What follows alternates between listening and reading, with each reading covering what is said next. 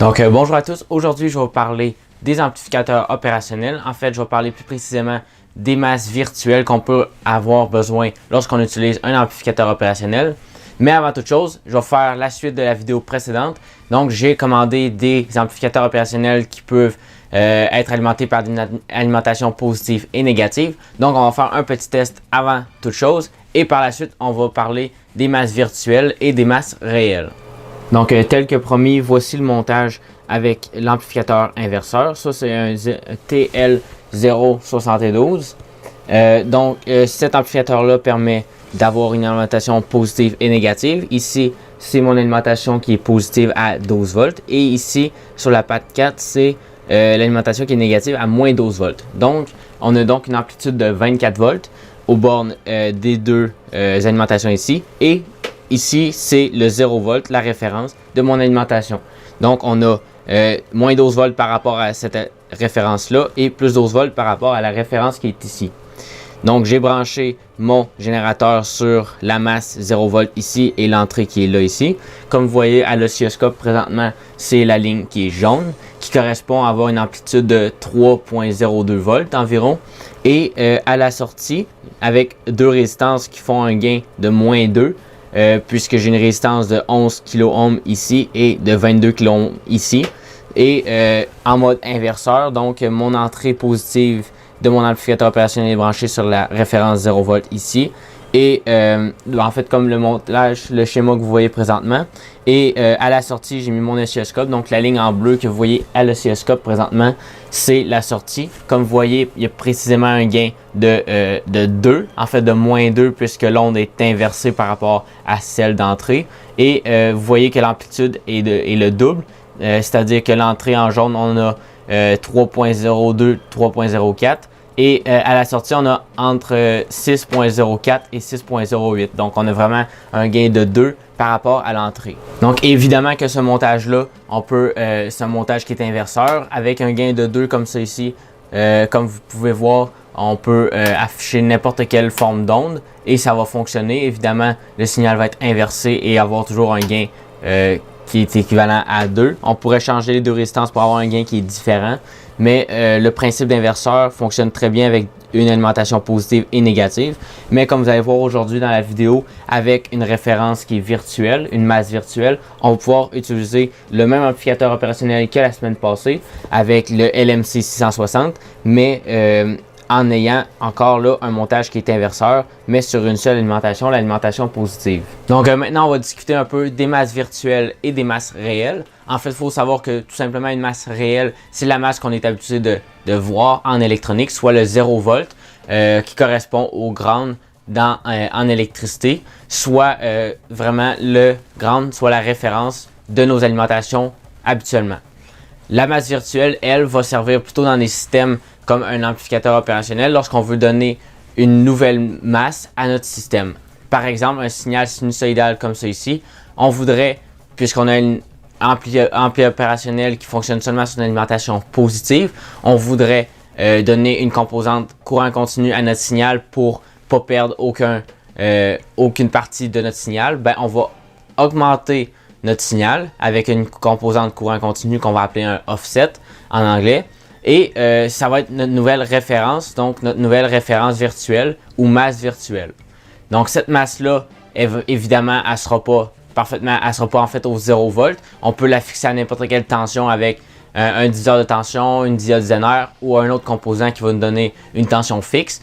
La plupart du temps, on va utiliser tout simplement un pont diviseur de tension, comme ça ici par exemple, qui peuvent nous donner par exemple 2.5 volts pour augmenter notre signal sinusoïdal afin de ne pas perdre aucune partie de ce signal-là. On va faire un peu plus tard un petit test sur un amplificateur opérationnel seulement à une alimentation positive, soit le LMC 660. Exactement le même schéma que j'ai fait dans la vidéo précédente.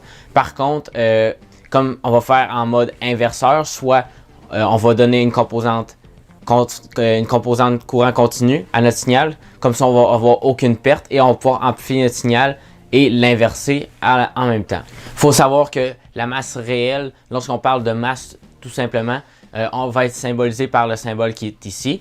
La mise à la terre, c'est autre chose, c'est le symbole qui est ici.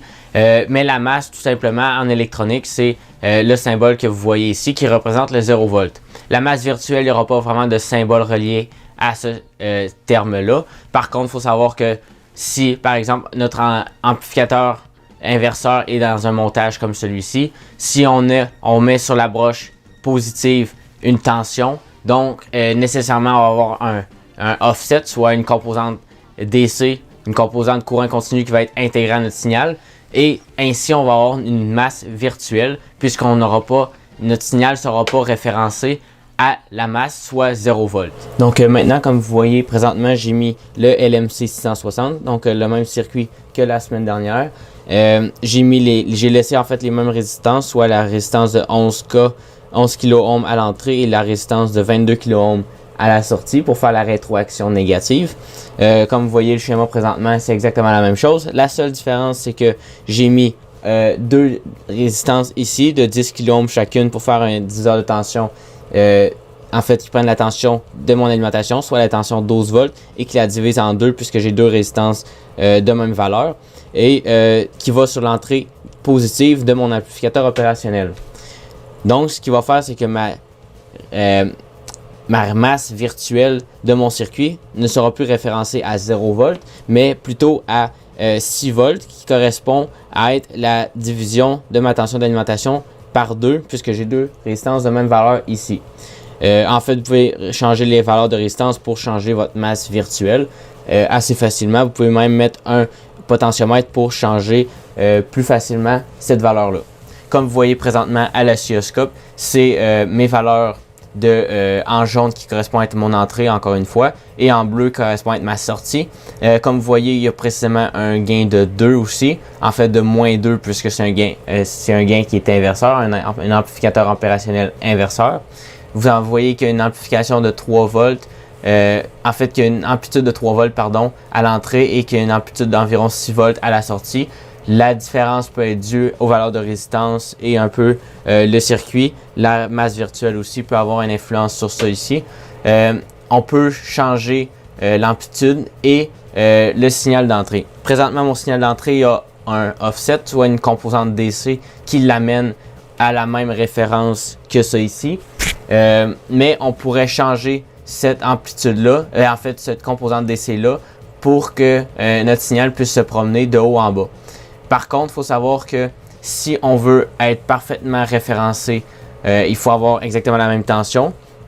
Je vous conseille que vous pourriez ajouter le même diviseur de tension sur votre signal d'entrée. Comme ça, vous pourriez ajouter une composante DC à votre signal d'entrée, en fait, qui va être la même que celle ici référencée à la broche positive.